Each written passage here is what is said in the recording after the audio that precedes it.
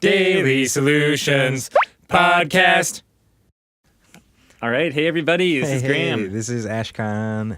And today's question is, have you heard of any people using the float tank as a tool for psychotherapy? I'm curious about using the tank to work through PTSD. How do you think it could work? I think a float session... Oh, hold on. This kind of goes off the screen. I think a float session to open up and then a therapy session to follow. Boom 21. Right, okay. Yeah, I mean, yeah, there are people out there using float tanks with kind of therapy sessions. I think that 21 at the end is supposed to be an exclamation point. I think the way our questions come in, it reformatted it. Oh, I see. Okay. I thought you were just saying that. So it's just a boom is what it ends with. Yeah. No, I don't editorialize these. This is So what were you saying? Yeah, I was trying to answer the question here. So there are people out there, there are float centers out there, not many, but there are float centers out there that do therapy sessions with people, and they do them with, therapy before a float, therapy after float, and sometimes therapy during a float. They have an intercom system set up actually in the float tank and can talk to people through that. And I know of at least one therapist whose entire therapy is just the float. They have an intercom in there, and they say, hey, are you ready to start your therapy session? The client says yes, and then they turn off the intercom, basically, and have a little call button. The whole time. Yep. And then when it's about time to get out, they're like, okay, your session's done. And then they bill that as their therapy. I know, and I've heard people with this setup being able to bill insurance because they're billing for like a therapy session, and the float's just kind of part of that. So that's an extra perk.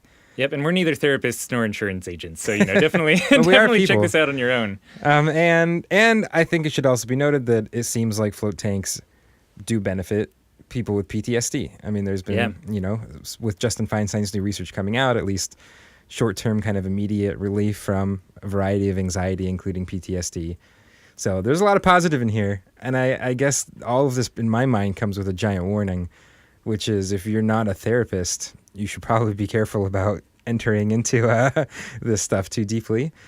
Right. Yeah. I mean, getting someone who's actually certified and, in the case of billing insurance, obviously someone who's a clinical psychologist or, psychotherapist is pretty necessary. So, yeah, I would be nervous myself to just jump in to start doing something. I mean, to me, it feels like doing surgery or something. It's like, yeah, I bet I could just do knee surgery. I'm sure I could figure that out.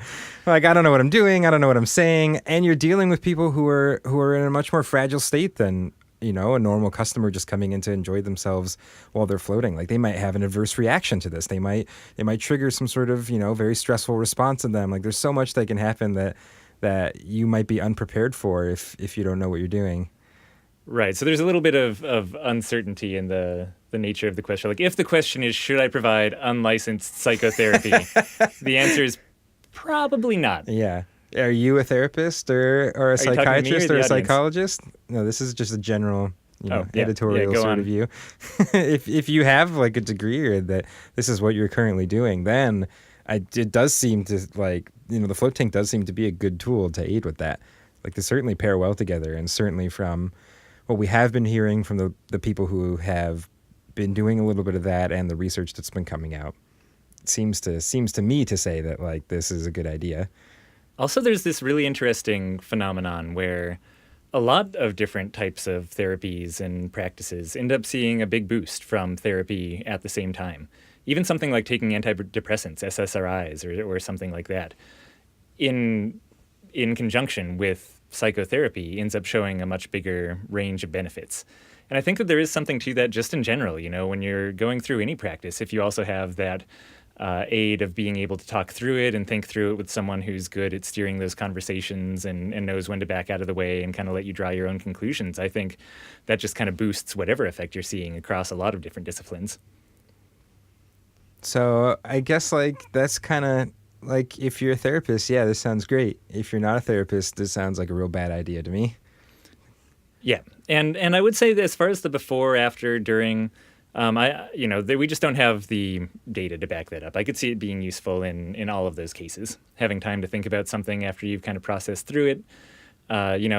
During kind of some recent talks, Justin Feinstein was talking about how with his anxiety patients, they really just opened up in a way that it's hard to get anxiety patients to open up to a therapist after their float session. So in that sense, people who are a little more reticent to talk about their feelings or really kind of get into things, I could see therapy being incredibly beneficial actually after a float as opposed to before as well.